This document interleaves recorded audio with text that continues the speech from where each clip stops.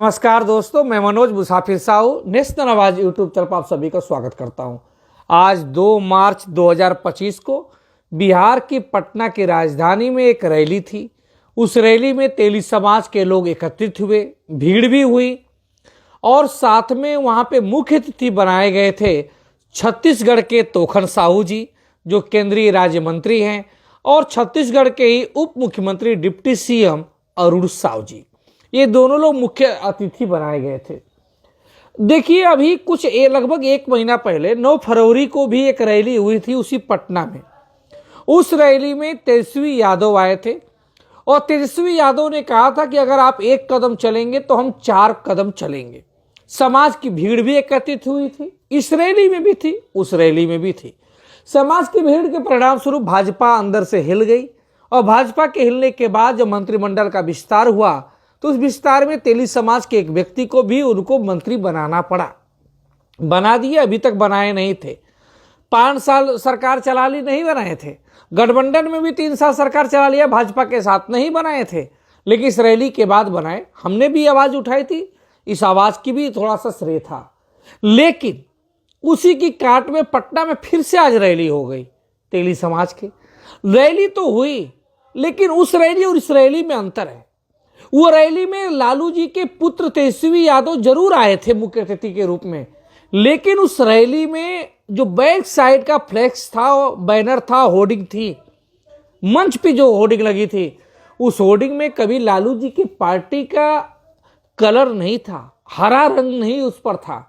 लेकिन आज की जो रैली हुई, जिसमें तोखन साहू जी आए और डिप्टी सीएम आए, धर्मशीला गुप्ता जी राज्यसभा सांसद हैं, वो भी आई। इस रैली का पूरा फ्लैक्स का जो कवर था वो पूरा भाजपा की रंग में रंग चुका था, वही गेरुआ कलर। मतलब कि आज की होर्डिंग से आप बता रहे थे कि हम भाजपा के सामने नतमस्तक हैं। लेकिन उस रैली में ये संदेशा नहीं गया क्या कि हम तेजस्वी के आगे नतमस्तक हैं, क्योंकि हरे रंग में अब फ्लैक्स नहीं लगा था, लेकिन आज भाजपा के रंग में लगाया गया। यही अंतर है। आज की रैली में 2 ऐसे लोग आए चीफ गेस्ट के रूप में, जो ये नहीं आश्वासन दे सके कि अगर आपका पटना में बिहार का तेली अगर 1 कदम चलेगा तो हम 4 कदम चलेंगे। उस हैसियत में ही नहीं थे ये लोग, बात ही नहीं कर पाए, क्योंकि उनको मालूम है ना कि अगर आज बोल दोगे तो कल मनोज मुसाफिर आवाज उठाएगा कि साहब छत्तीसगढ़ में अभी महापौर का चुनाव हुआ, 10 महापौर को चुनाव हुआ, 10 मेयर बने और 10 मेयर में 1 टिकट भी आप नहीं दिला पाए।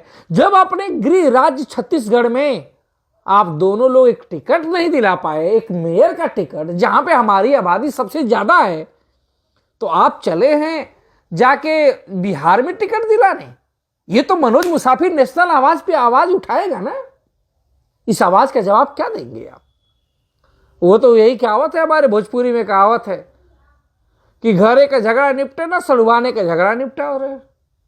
अरे भैया, पहले आप छत्तीसगढ़ तो देखिए, छत्तीसगढ़ में तो भागीदारी बढ़ाइए। भागीदारी बढ़ा नहीं पा रहे हैं। आप डिप्टी सीएम हैं, आप केंद्रीय राज्य मंत्री, कौन सी योजनाएं सरकार के लिए ला रहे हैं, समाज के लिए? कौन सी सब्सिडी ला रहे हैं चक्की के लिए, परचून की दुकानों के लिए? इसका जवाब तो दीजिए ना आप। कौन सी योजनाएं हैं जिससे समाज का भला हो रहा है? जाके कहेंगे कि कर्मा देवी के नाम पे डाक टिकट जारी किया गया। एक कर्मा देवी के नाम पे डाक टिकट पे आप समाज का चाहेंगे कि पूरा देश का वोट मिल जाए? और मैं तो मोदी जी को प्रणाम करता हूं। एक राज्य मंत्री बना के सर पूरे देश के साहू समाज का वोट पाना चाहते हैं आप? एक डाक टिकट के नाम पे, एक डाक टिकट के नाम पे आप वोट पाना चाहते हैं? और है क्या गिनाने सुनाने के लिए समाज के लिए? क्या है गिनाने सुनाने के लिए? छत्तीसगढ़ में हमारे लिए कोई आपने आरक्षण दिया? वो आरक्षण मिल रहा था, वो भी खत्म हो गया। उसी लिए नगर निगम के चुनाव में एक भी टिकट नहीं मिल पाया। और सर, आप जो कहते हैं बार बार कि समाज तोखन साहू जी, बहुत मैंने सुना आपके भाषण को, मुझे अच्छा नहीं लगा। वहां पे आप आश्वासन देते कि हाँ, हम इतनी मांग है, आपकी 3% की आबादी है और उस प्रकार से मैं आपकी मंत्रिमंडल में भागीदारी दिलाऊंगा, आयोग में भागीदारी दिलाऊंगा, संगठन में भागीदारी दिलाऊंगा, सरकार में भागीदारी दिलाऊंगा, और मैं जाके माननीय प्रधानमंत्री जी से बात करूंगा आपके लिए। तो समझ में आता। अति पिछड़ों का जो आरक्षण है, उस आरक्षण के विषय में आप कहते कि जो आरक्षण 65% किया गया था, मैं उसके अनुसार आपका बढ़वाऊंगा, उस बारे में बात करते तो समझ में आती। लेकिन सर आप बात करने में असफल रहे, अरुण जी भी असफल रहे, अरुण साहू जी भी असफल रहे, नहीं बोल पाए। अरुण साहू जी तो तब नहीं बोल पाए जब उनके छत्तीसगढ़ में कवर्धा और कबीरधाम में साहू समाज के लोगों पे अत्याचार उनके दूसरे डिप्टी सीएम कर रहे थे। आज भी सैकड़ों लोग जेल में हैं, लेकिन वहां पर डिप्टी सीएम साहब नहीं बोल पाते हैं। तो आज वो बिहार गए थे डिप्टी सीएम साहब, जो सैकड़ों लोग जेल में हैं, उनको लिए कुछ कर नहीं पाए। कबीरधाम कवर्धा में जो हत्याएं हुई थी, रघुनाथ जी वाला मैंने वीडियो भी बनाया था उस पर, तो उस पर तो सर बोल नहीं पाए। आप बिहार में जा रहे हैं। हमारे लोगों को सबसे बड़ी दिक्कत यही है कि हमारे लोग अपने फोटो खिंचाने के चक्कर में समाज का सत्यानाश कर देते हैं। जो आयोजक लोग होंगे वो सोचे होंगे कि हाँ मंत्रिमंडल को बुलाएंगे, थोड़ा भौकाल वौकाल बन जाएगा हमारा, लेकिन भौकाल बनाने के चक्कर में समाज का सत्यानाश हो जाता है। यही तो दिक्कत है। उत्तर प्रदेश में 2024 का लोकसभा का चुनाव आने वाला था और 2023 में उत्तर प्रदेश में बाकायदा रथ यात्रा निकाली गई थी जगदीश साहू जी के नेतृत्व में, और निकालने के बाद रैली हुआ, लखनऊ के रमाबाई अंबेडकर पार्क में रैली हुआ, और उस रैली में मुख्य अतिथि उस समय के तत्कालीन पेट्रोलियम राज्य मंत्री रामेश्वर तेली जी आए। अब बताइए, उसमें भी ऐसे ही मंत्री जी आ गए, और वो मंत्री जी से उत्तर प्रदेश का तेली समाज ये उम्मीद कर रहा था कि टिकट की बात करेंगे, टिकट दिलाएंगे, और पूरा बढ़ चढ़ के भीड़ भी हुई थी।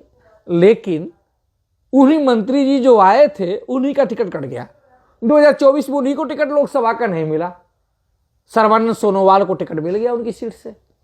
अब आप समझिए कि क्षेत्रीय पार्टी का राष्ट्रीय अध्यक्ष तेजस्वी यादव, अगर वो आए आपको कहें कि हम टिकट देंगे, तो उसके अंदर दम है, फाइनल उन्हीं को करना है, वो क्षेत्रीय पार्टी में देंगे। आपके यहां भारतीय जनता पार्टी से जब कोई वहां पे आश्वासन मिलेगा नहीं, और ये जो मंत्रिमंडल के लोग हैं ये वहां पे पहुंचाएंगे नहीं बात मोदी जी के, तो आपका नुकसान नहीं होगा, नुकसान ही तो होगा ना। उत्तर प्रदेश में रामेश्वर तेली जी आए थे, अपना भी टिकट उनका कट गया, और समाज को 0 टिकट मिला था, एक भी टिकट नहीं मिला था। एक टिकट जो संगम लाल गुप्ता का मिला था लोकसभा में, वो पहले भी 2019 में मिला था, उनके व्यक्तिगत संबंध के अनुसार मिला था, समाज के नाम पे नहीं मिल पाया था। और चुनाव वो भी हार गए, चुनाव हार गए, समाज में अच्छी पकड़ थी नहीं, चुनाव हार गए। अहंकार तो सबको ले डूबता है ना, और हमारे लोगों के बीच में तो थोड़ा अहंकार ज्यादा आ जाता है। एक लाइन है ना, बहुत कमजोर हैं वो गुब्बारे जो चंद सांसों में फूल जाते हैं, थोड़ी सी बुलंदी पाकर अपनी औकात भूल जाते हैं। तो मैं बस इतना बताना चाहता हूं कि भारतीय जनता पार्टी आपको जो कर रही है, अगर आप बगावत बिगुल की भाषा बोलेंगे, अगर आप उनके पेटेंट वोटर बन जाएंगे, तो आपको कुछ नहीं हासिल होने वाला है। ये सब सोच और माइंड का खेल है साहब। आपके माइंड को हाईजैक कर रही है आरएसएस। उस माइंड को समझिए, सोचिए, अन्यथा कुछ हासिल नहीं होगा।